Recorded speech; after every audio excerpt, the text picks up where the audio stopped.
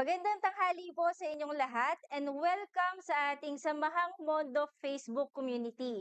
I'm Cass, aka Kapintana, your host for today, and samahan niyo po kami live na live para pag-usapan ang pinakabagong produkto ng Mondo, Mondo Dexil. Ito ay one component waterproofing membrane na made of polyurethane acrylic liquid applied na specifically for concrete roof deck. So during this live, welcome po ang ating mga questions. Siyempre, iba-iba naman po ang ating scenarios sa ating project, sa ating tahanan. And i-discuss po namin, magkakaroon din po kami ng actual application kung paano ba to ina-apply. Kung may mga questions po kayo, meron tayong nakaabang na technical representative ng Mondo na pwedeng mag-guide sa lahat ng katanungan. And of course, yung ating mga location kung saan makakabili and price. Nandiyan din po ang aming customer care representative na mag-a-assist sa inyo at sasagot po sa inyo real time. Okay? So, ngayon, of course, syempre, hindi mawawala ang mga pag-giveaway items ng Mondo during this live. So, meron kami ipapamigay na sackpack. Ayan. This year lang po namin nirelease to, sackpack, magagamit nyo ito para sa mga baonan, lagayan ng damit, or mga spatula sa job site. Pwedeng-pwede po ito, waterproof po ito, so hindi po ito nababasa. And of course, syempre mamimigay din po kami ng bagong design ng Mondo brand. So ito ang ikaw ang Mondo ko shirt. Alright? So comment down your location. And sa may mga questions, mamimili po kami randomly ng mananalo ng ating mga giveaway items. Alright? So, pag-usapan natin, ano nga ba ang uniqueness or ano ba ang meron ang Mondo Deck Seal para sa ating mga roof deck? Of course, since sinabi natin kanina, ready to use, bukod po sa ready to use, syempre ang ating mga concrete roof deck, hindi naman siya ganun ka-perfect. Hindi perfect yung slope niya. So, meron at meron pa rin mga uneven surfaces na pwedeng tumambay yung mga tubig. Hindi naman sobrang baha, pero syempre 'di ba, meron at meron pa ring natitirang mga tubig once na malakas yung ulan. Well, ang ating Mondolastic Deck Seal, meron po siyang water ponding capability. So ibig sabihin, kahit na may tumatambay na tubig doon, hindi po nagbabago yung pintura. Hindi naapektuhan yung adhesion or yung kapit niya doon sa mismong concrete. And pangalawa, hindi po lumulobo yung Mondo Lastic natin dyan. And syempre, sinabi natin kanina, this is made of polyurethane acrylic. Ibig sabihin, maganda po ang UV and thermal resistance. So kahit pa bago-bagong panahon, umulan, umaraw, kaya po ng ating Mondo Lastic yon. And of course, sinabi rin natin, magandang kanyang UV resistance. So, hindi mo na rin siya kailangang i-top coat or wala ka ng pinturang i-apply sa kanya after mong ma-apply ng maayos. So, for this live, again, ipapakita natin na sa pinakamadaling application, i-apply natin kasama po si Kuya Lito Calderon. Kuya, hi ka naman sa ating mga viewers. Sa lahat ng mga members ng Samahang Mondo, I'm sure very familiar sa inyo si Kuya Lito kasi siya po ang lagi nating kasama pagka gumagawa tayo ng mga video pertaining sa ating mga Mondo products. Okay? So, Kuya, sabi nga natin kanina, ang Mondo Lastic ay ready to use. So, may mga i-consider pa ba tayo in terms of application? Yes po, bali sa first coating po, kailangan po natin at least 10% po ng water. Sa first coat lang naman po siya. Ayan, so nabanggit kanina ni Kuya Tolits na magde-demo po tayo. So meron kaming prepare na sample panel. So kung nakikita nyo po sa screen, ito po ay gumawa kami ng illustration. It's a small box na ini-illustrate natin dito yung roof deck. Pero this one is, ang purpose po nito is to make sure na wala itong leak after po nating may apply ang Mondo Lastic. So, meron kaming finished product. Ayan, pakita natin. Direct. Meron kaming finished product na nakaabang. Later on, lalagyan po natin to ng water. So by the way, meron po kaming dalawang kulay ng Mondolastic. Isa is white and then yung second is gray. So ito naman po yung pinaka-bare. Balik naman tayo sa pinaka-bare concrete. Ito yung a-applyan ni Kuya Tolits. Tuturuan niya tayo sa tamang proseso ng application. Okay? Sige, Kuya, can you show us kung paano ba yung tamang mixing ratio or standard dilution ng Mondolastic? Po yung business ng Hondolastic. Mm. Ito po yung 10% na tubig. Okay, so ang purpose naman po na ating pagdi-dilute ay para maggumanda yung viscosity or yung level ng pintura in a way of para mag-absorb ng mabuti sa materials yung ating Mondolastic. Ayan, so haluin nyo lang po mabuti yung clean water. It's a 10% clean water doon sa ating portion ng Mondolastic. Mabilis lang naman po ang application na to. We are just using roller and brush, mga paint rollers dyan, especially sa mga corners, sa mga dugtungan. Gamit muna tayo ng paintbrush. And then sa paghagod, gamit tayo ng mga paint roller. Okay? Sige. So, by the way, habang pinaprepare ni Kuya Lito, kung mapapansin niyo sa ating illustration, direct, pwede mo bang i-focus? Ayan. So, may makikita po kayong mga naka-sealed sa mga corners. Siyempre, di ba, ang ating roof deck naman, kadalasan may mga parapet wall. Di ba? Yung mga parapet wall na yon, may mga corners. Yung corners na yon, kailangan natin siyang isil. So sa amin, ang procedure na ginawa namin for this illustration, gumamit po kami ng non-drip epoxy. So ito po ay makakatulong para isil lahat ng mga gaps and pores ng concrete. Okay, syempre, ang roof deck kasi sobrang exposed niya, di ba? Hindi natin may iwasan na magkaroon ng cracks. Yung mga hairline cracks na tinatawag natin. Sa mga ganong hairline cracks, pwede rin naman tayong gumamit muna ng Mondo Liquid Seal. This is a 2-in-1 sealant and at the same time, waterproofer na kayang mag-seal ng maliliit na pores and even yung mga hairline cracks before tayo mag-apply ng Mondolastic. Ayan, so ganyan po yung ginawa namin dito sa ating mahiwagang box. Ayan. So, i-make sure po muna natin na malinis, walang cracks, and of course, dust-free or walang alikabok. And, di ba, sabi nga po natin, it's a rule of thumb na pagka mag-a-apply po tayo ng kahit anong klaseng waterproofing, laging direct into bare concrete ang application or wala po siyang existing na pintura bago natin i-apply ang Mondolastic. Okay? So, provided na malinis na, walang gap, walang crack, pwede na po nating i-apply ang first coat na may dilution of 10% clean water. Sige nga, kuya, i-demo mo sa kanila ang application. Yan.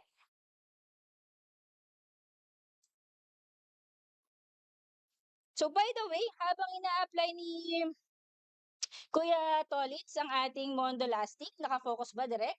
Yan. So, ang ina-apply niya ngayon is white.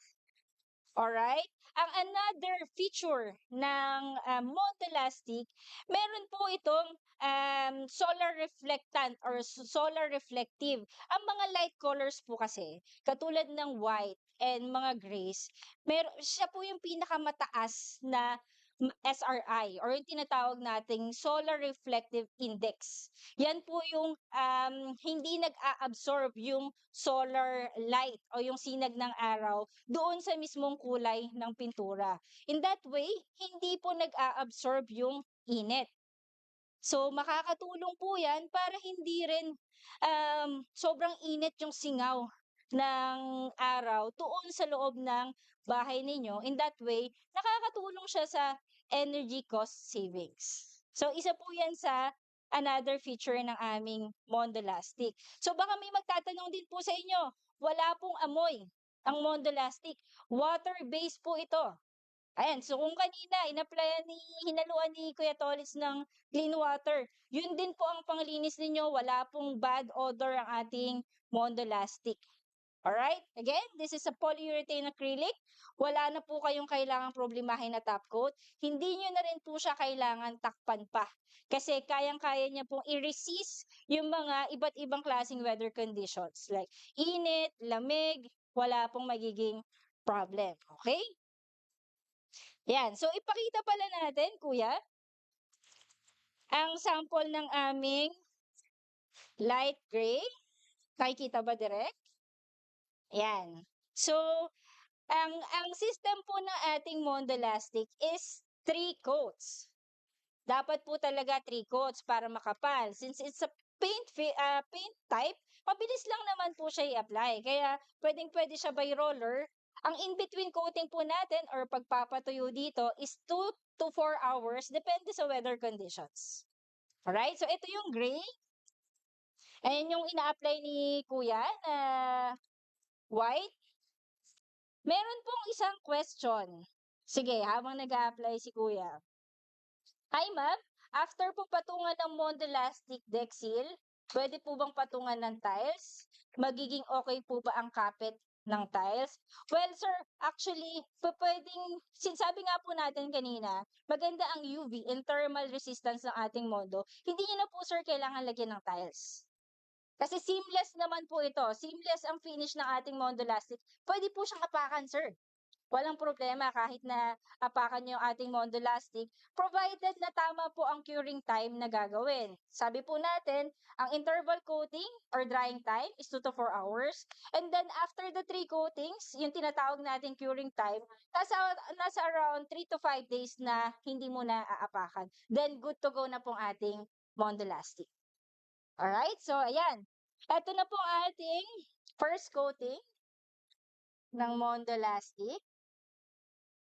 Ito po yung may dilution of water. So, maganda po yung ganitong sistema para in that way, medyo lumalabnaw or gumaganda yung level ng pintura in a way na maganda yung absorption niya doon sa mismong concrete. Siyempre, di ba, pag sinabi mong concrete po, roots, nag-a-absorb, mas maganda kasi yung magiging adhesion nito pagka pasok na pasok yung first coating nyo sa kanya. Okay, sige. Kuya, habang pinapatuyo natin tong first coating, meron po kaming isang video na ipapalabas wherein yung isa naming in-house influencer, ginamit po mismo ang Mondolastic. So bago po namin to ni-launch, pinagamit namin siya sa isang influencer related to construction industry. Ginamit niya sa roof deck niya and gumawa po siya ng video sa TikTok and YouTube. Pwede nating i-play yan ngayon, direct?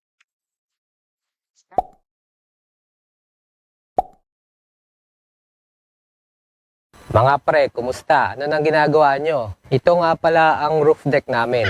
Makikita nyo, napakarami na namin pinagdaanan ng roof deck na to. Napakadaming battle scars. 13 years old na itong concrete slab deck na to at walang waterproofing. Elastomeric paint lang talaga ang panangganyan. And as expected, nung tumagal na, naglabasa ng mga tulo sa ilalim. Later on, nung kaumpisa pa lang ng pandemic, nagkaroon ako ng time mag-DIY sa paglalagay ng liquid asphalt dito. Naging okay naman siya for about 3 years, tapos lately, may nagiging tulo na uli sa ilalim. Ngayon mga pre, to solve this problem once and for all, gagamitan natin ng pinakabagong produkto. Wala pa tong product na to na marketing ads o kahit sa website wala pa. Ganong kabago.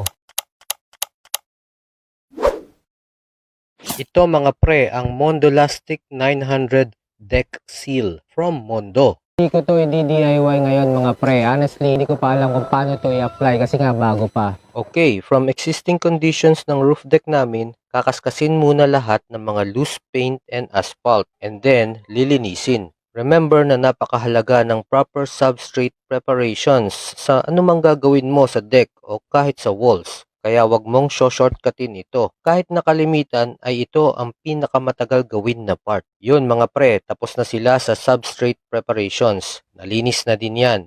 Ngayon, ina-apply na agad ang Mondolastic 900 Deck Seal. Itong Mondolastic mga pre ay parang paint ang consistency. Yan, ganyan. White color ang pinili ko para less heat absorption, pero I think magiging available din ito sa gray color. Sa pag-a-apply, ginamitan nila ng paint roller. Pwede din itong gamitan ng brush o kaya spray. Ang unang application ay diluted ng 10% water. Ang succeeding coatings ay undiluted na. 3 coats ng Mondolastic ang gagawin nila dito sa roof deck namin mga pre. Dito naman sa parapet walls, nilihan nila ito, then nilinis. Then ang first coating ay Mondo Liquid Seal. White color din ang ginamit. After that, Mondolastic Deck Seal na ang succeeding coatings. So para siyang naging monolithic na. Maiiwasan na ang usual na leaks sa joint between CHB parapet at concrete slab. Polyurethane acrylic liquid applied waterproofing membrane ito mga pre para sa mga concrete roof decks. May excellent crack bridging properties at heat reflective properties kaya yun, tamang-tama yung white color. Good UV and thermal resistance din kaya okay lang kahit di na siya patungan ng topping o tiles o kahit exposed siya sa araw at ulan. Good dirt pickup resistance o di makapit ang dumi and easy and ready to use ang waterproofing membrane na ito mga pre. So after 3 coats mga pre, meron na tayong roof deck with Mondolastic Deck Seal finish. Ayos! Maraming salamat sa Mondo Building Solutions sa pagbibigay ng Mondolastic Deck Seal at iba pang materyales na ginamit dito sa roof deck namin. Nalunasan nyo yung sakit ng ulo ko. Salamat sa panonood.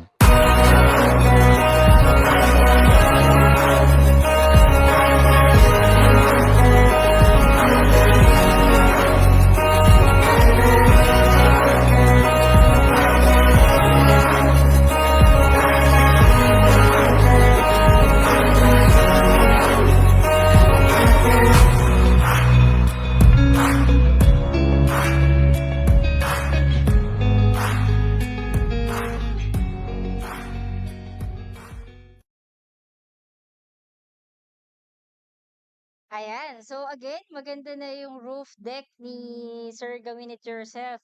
So again, etong Mondolastic po natin ay specifically for roof deck or pwede rin sa mga concrete roof slab. Right? Basta sa concrete lang po siya pwede. Then may question kanina, pwede po ba patungan pa ng pintura yung Mondolastic? Yes, pwede po. Pwedeng-pwede po nating pinturahan ng ating Mondolastic. Okay? So, nabanggit din kanina sa ating sa live ay sa video ng ating influencer na meron po itong crack bridging ability. Kasi ang ating Mondolastic is a paint type na meron po siyang elasticity property or nababanat. Ito po yan. Ito po yung tinatawag na yan. So, it's paint film. Ito yung film po ito ng Mondolastic na nababanat. So, ang purpose naman po nun, ang mga structure po kasi ay meron tinatawag na natural movement yung structure. So, ngayon, sumasabay lang po ang ating film sa concrete in a way na maiiwasan niya yung mga hairline cracks kasi binibridge niya po yung material. Kaya naiiwasan natin yung mga hairline cracks na ganyan. Hindi nagmamigrate yung mga maliliit na cracks na yun papunta sa pinaka-substrate ng ating pintura. Alright? May elastomeric property po ito. Kaya niya mag-bridge ng mga hairline cracks. Okay? Yan. So, ngayon, since medyo natuyo na, yan medyo natuyo na yung ating first coating na ginawa ni Kuya Tolits kanina. Ngayon, i-demo naman po namin sa inyo kung paano naman po siya ina-apply sa mga FISM boards. Pero this one is illustration lang po yung kung paano yung paghahagod, yung tamang paghagod ng Mondo Lastic natin. Okay? So, syempre, may mga magtatanong sa inyo. Ang mga roof deck kasi, may mga parapet wall yan. Usually, 1 meter, di ba? Yung mga height nun. So, yung iba, gusto nila, monolithic na or isahang pintura yung ginagamit. Yes, pwede naman po. Nga lang po, since ang ating Mondolastic ay malapot, Malapot po siya, makapal po kasi ito pagka natutuyo, may tendency na pagka hindi tama yung application natin, makaka-experience kayo ng mga orange peeling or nagsasag. So, dapat bantayan po natin yung pagro-roller nun sa mga parapet wall kasi this one is really designed for horizontal application or yung mga ganitong klaseng pahiga or roof. Okay? So, ayan, pwede rin naman nating i-demo kung paano ginawa ito ni Kuya, sample. Mako-close up pa natin direct. Ayan. So, ang sabi sa ating Modelastic, seamless po ito. Okay, so wala kang makikitang kahit na anong lumps dyan. Maganda po ang kanyang finish.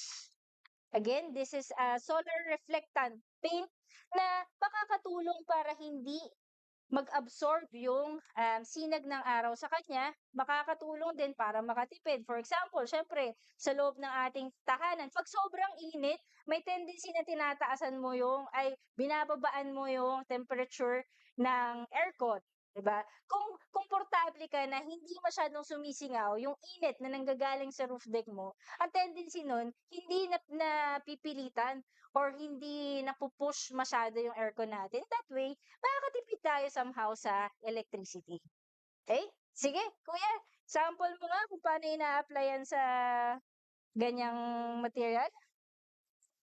So, ito naman po ang purpose nito is para makita nyo lang yung level at saka tamang panghagod ng ating Modulas. Yan. Ito naman yung not diluted. No? As is, wala po kaming hinalong tubig dito. So makikita nyo na sa first coating or first layer, takip ka agad yung surface ng ating FISM board. So ibig sabihin makapal po siya. Makapal ang application to dahil malapot din po ang kanyang film. I mean, the wet film ng ating Mondolastic. Baka may magtatanong po sa inyo kung ano ang ating packaging ng Mondolastic. It comes in 4 gallon, but this one is 5 kilos.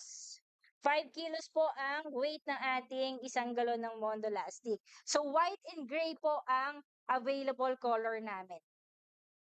Right. Okay, so another question. Napag nag-a-apply si Kuya. Pamkas, advisable rin ba yan sa dati ng may pintura na pader? Pwede nang ipahid yan? Sir, actually, sinasabi natin kanina, ito ay waterproofing. Hindi po natin ina-advise na ipatong po ito sa may existing ng paint. Why? Kasi, syempre, katagalan, ang ating mga pintura, lalo na pabago-bago ang weather conditions, humihina po yung adhesion or yung kapit ng existing paint. So, in the event na bumitaw na yung existing paint mo sa kanya at pinatong mo lang ang Mondolastic, sasama lang po yung waterproofing layer o yung Mondolastic na in-apply mo doon. Sayang naman. 'Di ba? Kaya dapat i-scrape natin or kung thorough sanding, basta magkaroon lang siya ng profile or kakapitan ng Mondolastic, pwede naman po yun. Yung kanina, kay Gawin It Yourself na pinakita namin video, hindi naman as in lahat talagang in-scrape namin. So, yung mga loose materials lang na alam mo na may tendency na matuklap na, mabilis nang matuklap yung paint na yon. Okay? So, hindi po natin i-recommend sa existing paint, dapat directly into bare concrete ang a-applyan. Yan. So, ito yung sample. Focus natin direct. First coating pa lang po ng ating Mondolastic. Meron po siyang high hiding property. Natatakpan ka agad. So, kung yung ating bare concrete, diba? Matatakpan mo kaagad siya, hindi na makikita. And maganda pa yung ating pinaka-finish. Ayan. Okay. So, pwede na ba natin, kuyang, lagyan ng tubig itong ating illustration? So, gumawa kami ng box, pero again, hindi po pwedeng pang swimming pool ang ating Wonderlastic. This is just for illustration na to check kung talagang hindi magli-leak ang ating substrate using Mondolastic. Ang system po na ginawa namin dito is yung sa mga gaps, may ginamit kayong non-drip. Here, yung pinakita natin non-drip kanina. Then sa mga maliliit na pores or mga hairline cracks, gumamit din tayo ng liquid seal. And then 3 coatings ng Mondolastic. So ito na po yung result. So this is the gray and the white color. Yan. So lalagyan po natin ng water during the life to observe na hindi talaga siya magli-leak. Yan.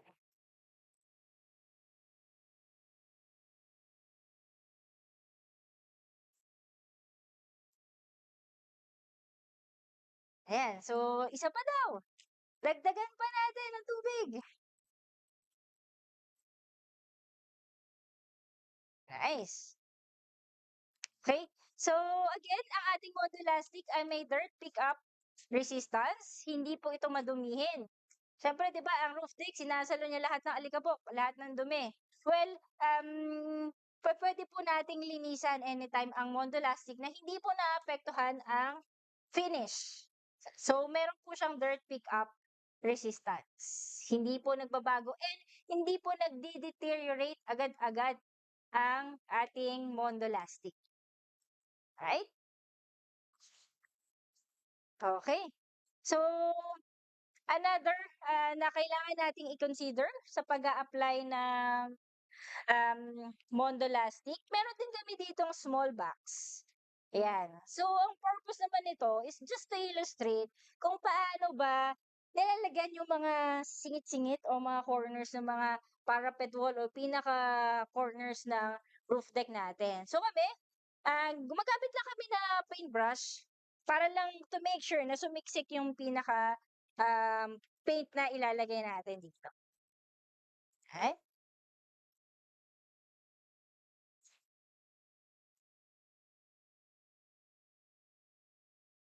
Ayan. So, syempre, di ba, ayan naman ang palagi nating inuuna. To make sure na naka-seal lahat ng mga corners, mga dugtungan. Ayan. So, pwede na direct into can, ha? Ang ginagawa ngayon ni Kuya Tolitz, ang ating master applicator, dinediretso niya sa ating galon. Direct, pwede mo bang i-focus? Na ready to use talaga, ready to apply na kaagad ng ating Mondolastic. Here. Yan, angat natin ng konti para makita sa camera. Yan. Ready to apply.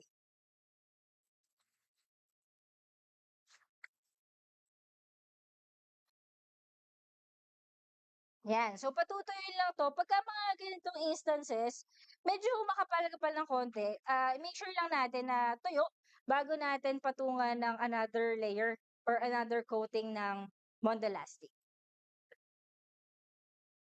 Right, so another question. Hi, ma'am. Late po nakapanood, okay lang po. Di na need ng Flexitite waterproofing, no? Ano po ang i-apply nyo before that? Okay, yes, hindi na po kailangan ng Flexitite kasi ang Flexitite is another waterproofing product. Modulastic is actually a waterproofing na. Diba? So, wala ka na i-apply and then wala na rin kailangang preparation na gagawin because Modulastic is a self-priming product.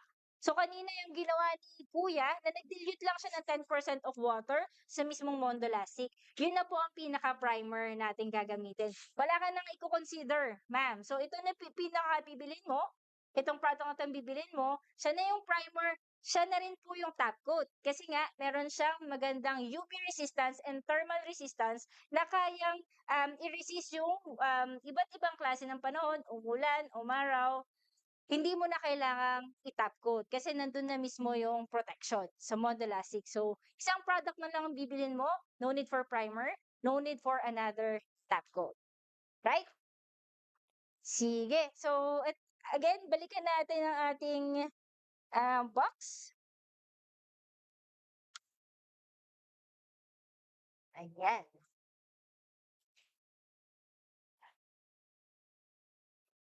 Ayan. So, pwede ba natin itong iangat? Ayan. Angat natin para makita na walang leaks. Yan. Oo.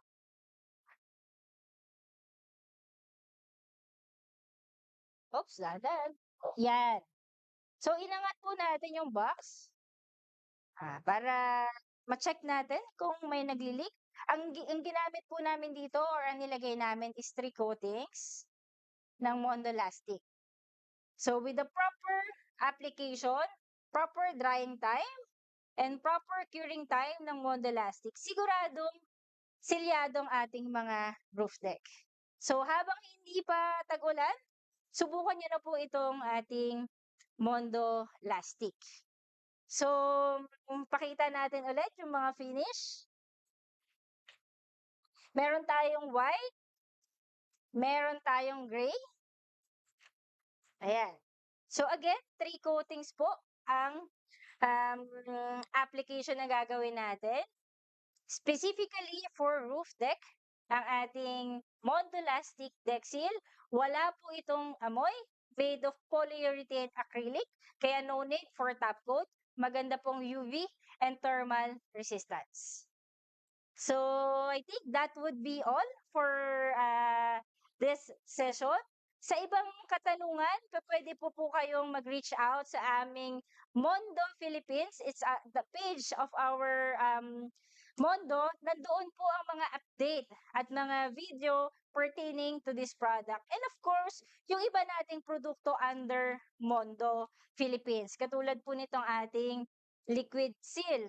And i-promote na rin po namin ang aming official Davis Paints Philippines for more updated products ng mga decorative items.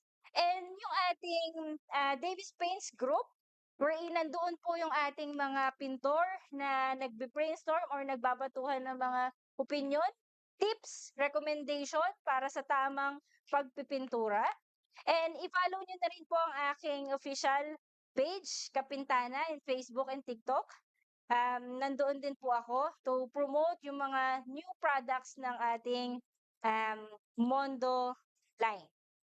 Okay? So, again, I'm your Kapintana and patuloy po akong mag-a-update ng mga new products and bagong kaalaman para makatulong po sa inyong mga projects. Thank you so much sa inyong suporta and I'm going to see you all again. Thank you!